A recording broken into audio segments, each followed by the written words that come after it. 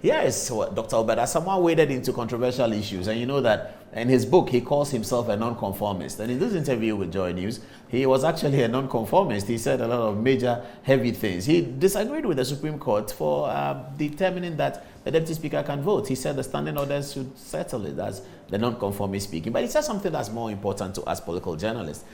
He talked about President Mahama's political fortunes in 2024, relating it to the work that President Mahama had done in the Volta region and the potential loss of votes in the central region, which he thought occurred in 2020, and by and large suggesting that Professor Naana Opoku Agyeman perhaps is not the right candidate for President Mahama's number 2.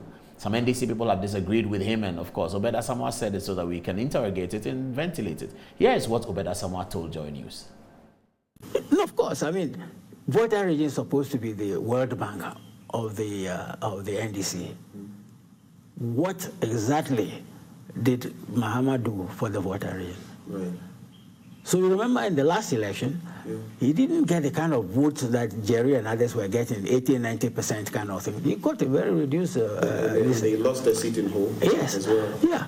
So, and then they lost the seat in Hawaii. Hawaii, right? Yeah, Hawaii, yeah. You know, so right. he's got some homework to do.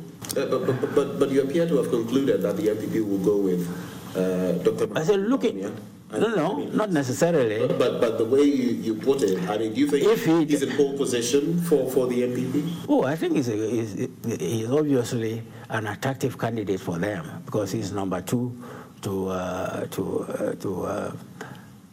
Nana Akufo-Addo. Alan Chiramanten is good. Okay. Exactly. Now, so Alan Chiramanten is a factor to consider. And it is likely he could also win.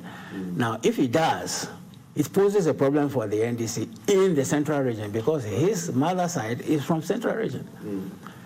So, can the NDC hold the central region against Alan Cash? Right. Can they? But on the present evidence, the lady who is the running mate to Mahama lost the central region in the last election, lost her own constituency. So, don't you think so? Yes. So it means that there has to be some fresh thinking. So you think, for example, that in 2024 the NDC should not stay with Professor Naana? Oh no, I'm not saying that. But there could be some other amendments that we could make that will make her succeed. But for now, I'm afraid she didn't make much of an impact. I like Dr. Obed Asamoah's poster, the way he sits down. But you are a political communications specialist, and you've looked at the analysis. And I know that in 2020 you're going to come up with the 8. You're going to be our new doctor. What's his name? The guy who predicts with the scientific 8 points, or is it 11 points? The 8 keys. 8 keys, yes. From, I just forgot his name. Yes, so you are going to give us the 8 keys for 2020 selection. I remember some of them though. One of them is whether the incumbent is running. Yeah. And then one of them is whether there's been the economy is good, whether there's been war, and all of that. So for America, for Ghana may be slightly different. But I'm sure you come up with what are the 8 keys for Ghana. If you look at all the elections of 2020 of the Fourth Republic, you can use the 8 keys to make a determination. Perhaps you can give us a prediction. You know, we did that in the last election. Oh, we did? Yeah, after the results came, we matched the yes, we did. Right here, we did. And it worked? Yes. Okay. Yeah. So we're getting somewhere. Yeah, hopefully. It doesn't always work. But what is, how do you look at Dr. Obed Asamoah's comments? It's very interesting. I mean, he is a political force within the entire psyche of Ghana's political history. And despite the age, you can see the sharpness over there, a very, very grand operative, excellent operative. So his words mean a lot. And definitely from the Talk about the age, he's about 80. Yeah, but you know, he's still very sharp. Yeah, and a very big force, especially in Volta politics as well. So he does have that.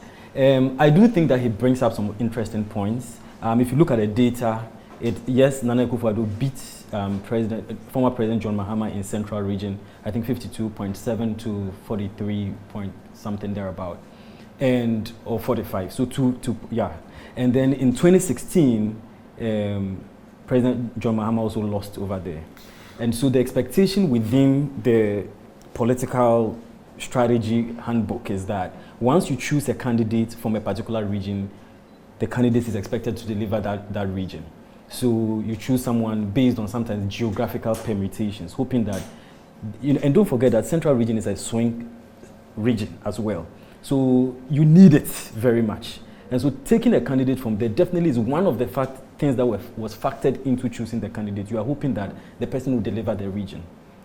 It didn't happen because the region of the vice presidential candidate of the NDC, they lost the region in which the vice president. How do we look at it as it didn't happen? I had to talk Blackwater's argument. Why do we say it didn't happen? It happened in the parliamentaries. Yes. So the NDC moved from 3 to 14 seats in parliamentary, but lost the presidential. So when you say it didn't happen, well, it happened somewhere else in the parliamentaries. Yeah, but parliamentary is different. There are different factors. Or you are saying that you cannot attribute parliamentary victories in various constituencies to the solely candidate. to But if it's cut across the region, then you can say it's her. That's what I'm trying to say. Although, but in 2016, it could feed into it. In 2016, the candidate for President Mahama's running mate was Pakwesi Emisata, Central Region. Right. They didn't win. It was a heavier defeat than what occurred in 2020. That is where I'm coming to. I'm saying that. So Dr. Obed's point is only partly true.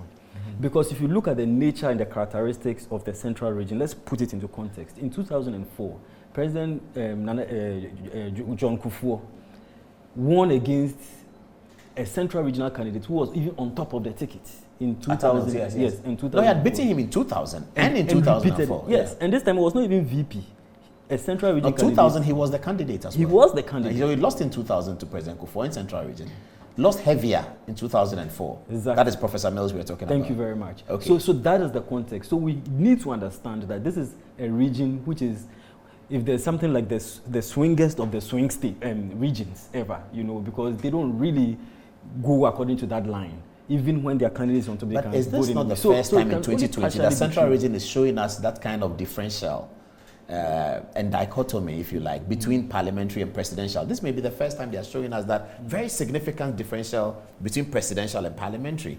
Perhaps that's therein lies Obed Asamoah's point, that this was a good fortune election for the NDC in Central Region. And they couldn't extend the good fortune to the presidential tickets voting, because there was something wrong with the ticket that was not acceptable to as many as 500,000 people who thought that in the various parliamentary processes, the NDC candidate should be winning. They didn't accept. In fact, the NDC, the NPP lost in Central Region in 2020, a particular seat that they had always won, Cape Coast North. They'd always won it from Kwame Nkrumah time. This is the first time that the NPP lost Cape Coast North. This is Barbara Isi's seat. So it meant that this was good fortune period for the NDC. However, they could not come up against the force of Nana Akufo-Addo's personality and perhaps free education and policy. And so Obed Asamoah is saying that this 2020 was for you in Central Region, but you couldn't make it. And he's then blaming the candidate or suggesting that the candidate is wrong. I'm not so sure whether he's right or wrong, but I'm just saying that Central Region throws up another dimension of the analysis, dichotomy between presidency and parliamentary for 2020. And that perhaps brings up something we should think about. Yeah, that's why I'm saying that it's a bit of a stretch, because all politics is local. There are other local factors that feed into it.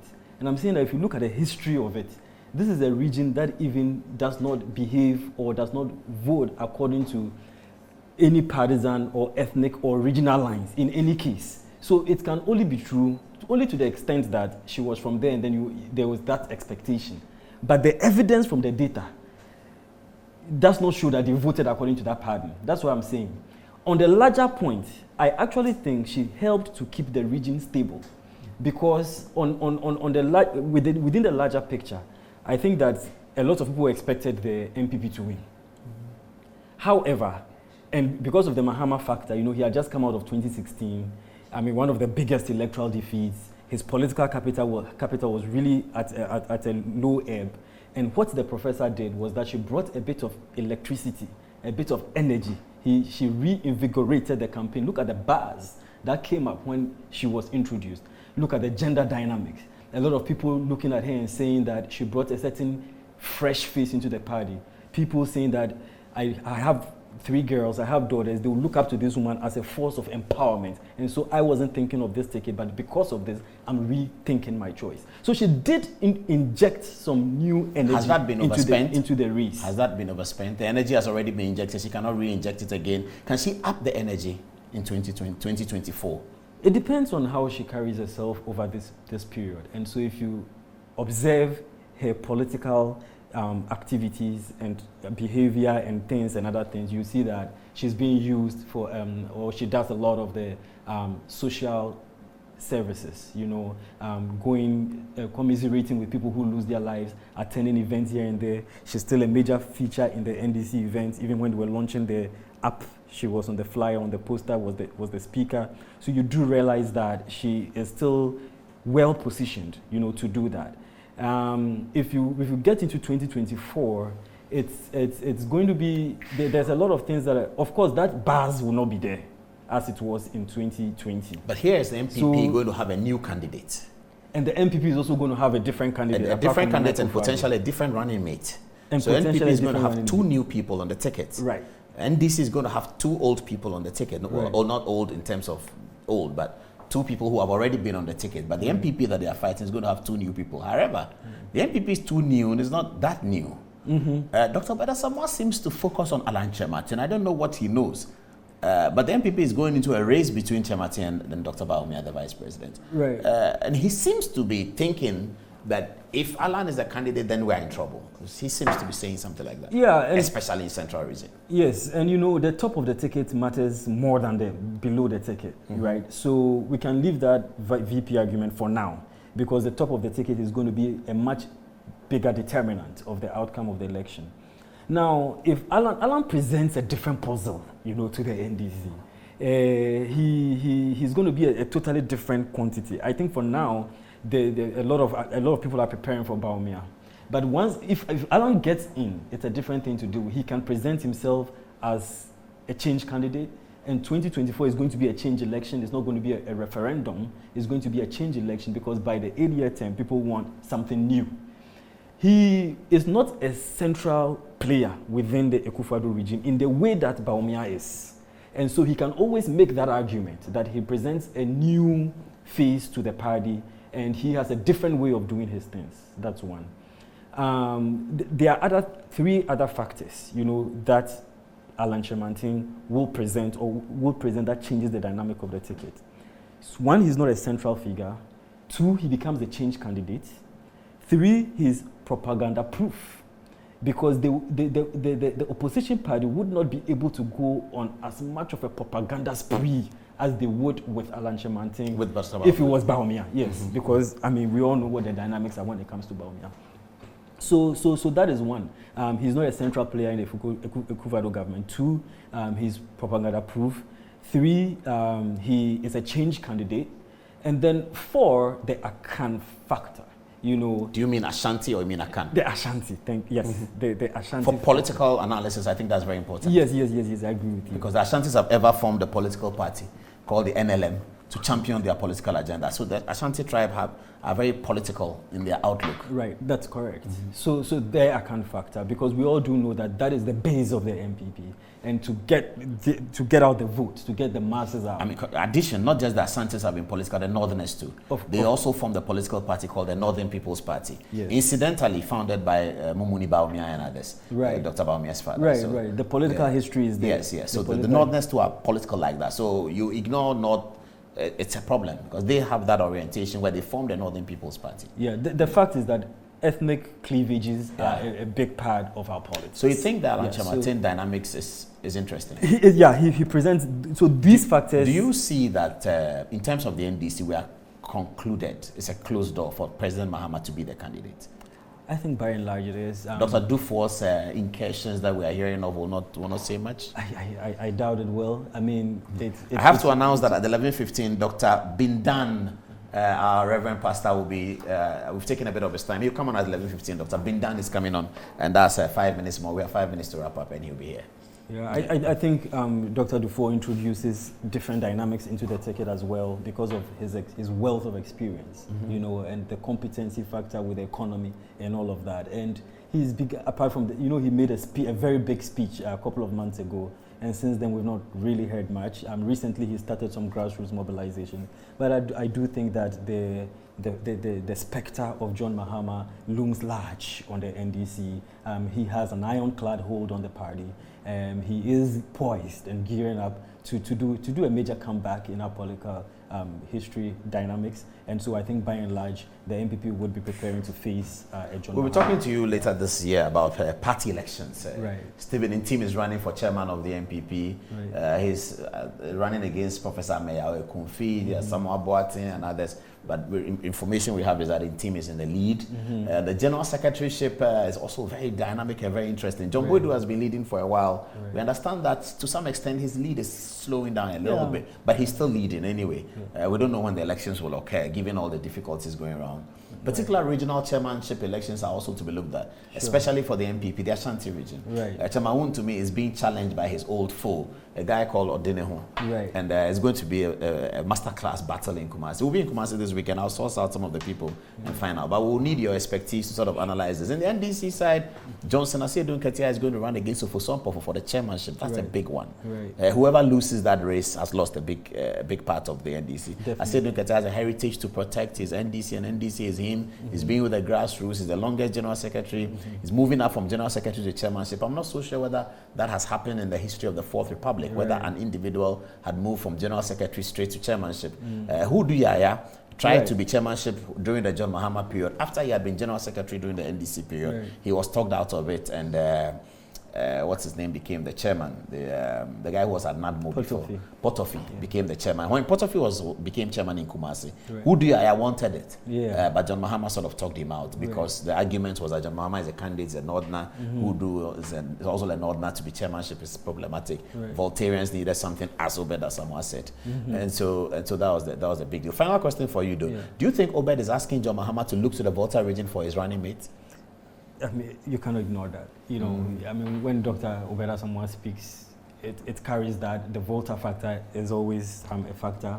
We've had the fissures within the Volta caucus, especially in the immediate aftermath of the election, to the extent that there was a clamor for one of the deputy speakers, or the leadership of the party to come from the Volta region. I think there have been concerns that there is some sort of neglect, and it fed into the 2016, not so much 2020, but there was a very muted turnout in the Volta region, and I do think those concerns have not been fully addressed, and that is probably what he was speaking to. It is definitely something that the NDC needs to look at. Okay, thank you. That's Dr. Etse Sika Anku. Do you have some quick text messages? We have 2 minutes.